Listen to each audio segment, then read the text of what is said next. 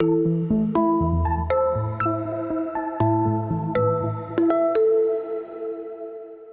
you can go into the low buy Oh project yeah, at this so point. okay. Yeah. So what is low buy and what is no buy? The whole Uh, concept of it. so low buy is a variation of the no buy. So the no buy year is project where you basically don't buy anything that is considered a non-necessity. And again, like definitions are all up to you here because what is a necessity to you is different to another person.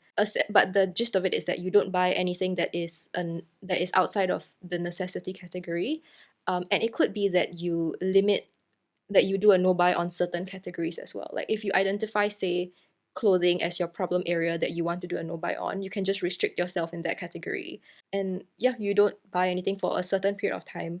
It's not a lifestyle thing because if it's a lifestyle thing, then then it's just your life. But it's more like a short term project. I would say it could be a month, it could be a year, and it's kind of like committing to a specific like an exercise regime or a specific diet for a certain period of time. So I see Good it. analogy. Yeah, I see it in that kind of way. And then the low buy is a variation of that, which means that you impose a certain restriction on yourself. So for myself, it's $50 a month on what I consider is a non-necessity. And people do it for all kinds of reasons. So it could be for something as simple as wanting to save money for that month. A lot of the times I see people doing the no buy because there is something in their behavior or their mindset that they want to change.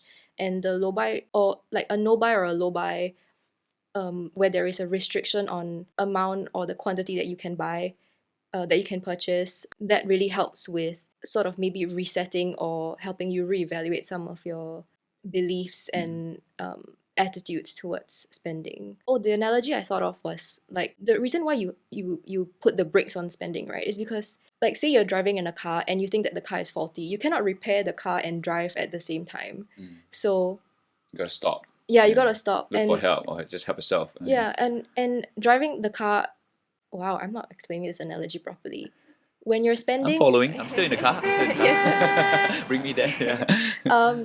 Emotional process from like wanting the thing to actually buying the thing. That's like it's an ongoing cycle. You're wanting the thing and then you're buying the thing.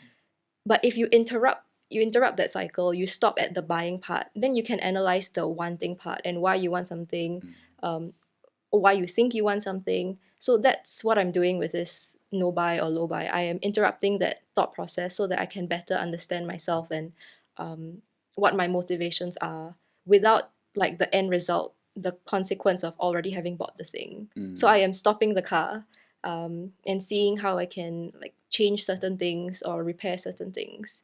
Because shopping and spending money is so normal, right? But when I purposely take myself out of that cycle, when I stop driving, it gives you a different perspective. And if you're the only one who has stopped by the side of the road, then you're kind of lonely because everyone's going on without you. And something that I realized was that I don't really know what to do when I'm not shopping or when I'm not trying to actively desire things and work towards buying the thing that I desire. So I've been trying to read more, trying to work more, but I'm not used to this feeling of I'm not used to not having this pastime. And so that has been something that I need to reflect on. Like imagine you've been a meat eater all your life and then suddenly you cut out meat. Then you're like, what do I put in my meals? Yeah, and then all your friends are meat eaters. When you go out for gatherings, they're still eating meat. Yeah. And leaving you behind. So what do you do with your time, right? Like Right. when you're not shopping, when you're not actively participating in no, I am still participating, but at a much reduced level. Do you think parts of our identity, I mean, in this modern society, like, what you spend on is also, it forms part of who you are. Yeah. So I'm trying to find how else I can reinforce my sense of identity without needing to buy the things to reinforce that identity, right? So without all this, who are you? Do you have that thought? Like, who am I, in this process? So I think that's a really valuable part of the low buy because it really puts you through this grueling process of self-reflection and self-evaluation, and it's not fun. I mean, you're still mulling over it. You're still thinking about it. Yeah, 'cause there's no answer. Yeah, I've never committed to this length of a project before. So we'll update at the end of the year what my feelings are. But right now at the 6-month mark, this is where this is where I'm at. And that wasn't what you were expecting when you started, right? This realization that you're having right now. Did it serve what you intended for in the first place when you started this low buy year? But expecting it is not the same as going through it. Okay, you kind of knew that you know okay, I knew intellectually that I'm gonna probably go through some hard shit, but going through it is another thing. Okay. Climbing the mountain itself is another thing. Yeah. You know it's gonna be tiring climbing this mountain, that's right? right, But that's right. going through it is another thing. Yeah. So a worry that I had was that I'll just give in, right? I'm just gonna give up in on public because Yeah. you're doing it online. Yeah, so I think having the public YouTube channel helps. Yeah, accountability.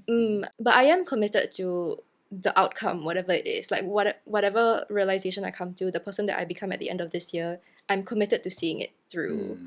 It's just hard. Do you recommend people try it? Low buy or no buy for, let's say, half a year, 1 year? Would I recommend people do the no buy? For sure. At the very least, it will save you money because you are restricting spending in a certain area, provided, of course, you are not redirecting that money elsewhere and spending more somewhere else. But the potential for behavioral and mindset shifts, I think, is the most valuable of doing the no buy project.